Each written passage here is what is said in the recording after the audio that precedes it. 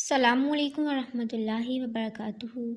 مظلوم اور شریف کمزور ہونے کے باعث اپنا حق مانگنے سے بھی عاجز آ جاتا ہے اور اس کی یہ کمزوری مستقل اس کے گلے پڑ جاتی ہے۔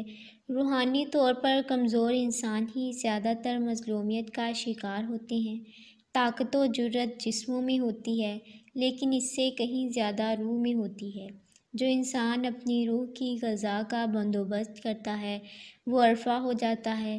اللہ رب العالمین کے اسم مبارکہ یا رافیع میں ایسی تاثیر ہے کہ کوئی بھی مظلوم اس کو اپنی ڈال بنا سکتا ہے۔ جو شخص مظلوم ہو اور اسے یہ بھی معلوم ہو کہ ظالم اس سے طاقتور ہے اور اس پر ظلم کرنے پر آمادہ ہے تو اسے چاہیے کہ اس اسم پاک کو 100 مرتبہ روزانہ اول و آخر 11 مرتبہ درود پاک 11 دن پڑھیں۔ روزانہ پڑھنے کے لیے بعد سجدہ میں جا کر اللہ کے حضور ظالم سے اس کی پناہ مانگے، ظالم زیر ہو جائے گا۔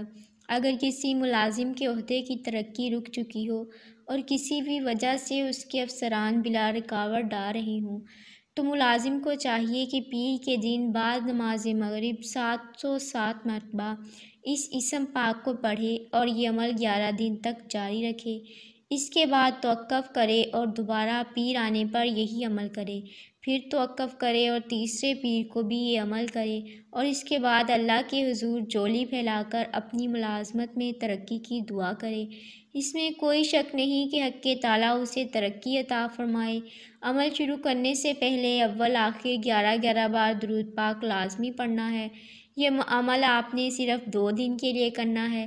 اس عمل کی برکت سے آپ کا مقصد انشاءاللہ پورا ہو جائے گا۔ قرآن مجید کی تمام آیتیں ہر مسلمان کو فائدہ پہنچاتی ہیں۔ قرآن پاک کو پڑھنا اور سننا بہت فائدہ مند ہے۔ آپ نے فرمایا، تم میں سے بہتر شخص وہ ہے جس نے قرآن کو سیکھا اور اسے دوسروں کو سکھایا۔ آیت الکرسی بہت مبارک سورہ ہے، اس کی بہت ہی زیادہ فضیلت ہے۔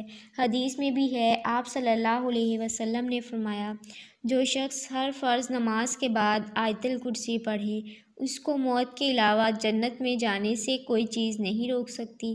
اس کے علاوہ جب گھر سے نکلتے وقت آیت الکرسی کو پڑھا جائے تو 70,000 فرشتے آپ کی حفاظت کرتے ہیں۔ اگر رات کو سوتے وقت پڑھیں گے تو فرشتے آپ کی پوری رات حفاظت کرتے ہیں۔ آج آپ کو عمل اس طرح کرنا ہے کہ عصر کی نماز کے بعد آیت الکرسی کو 170 دفعہ پڑھنا ہے، اول و آخر درود پاک بھی پڑھ لینا ہے۔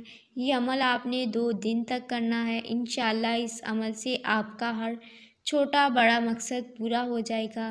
اس کے علاوہ یا ودودو یا جبارو کو ٹوٹے دلوں کو ملانے کے لیے بھی ورد کیا جاتا ہے۔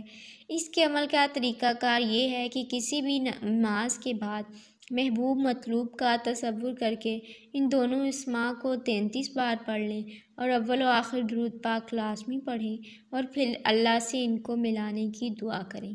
اللہ ہم سب کا حامی و ناصر ہو، آمین۔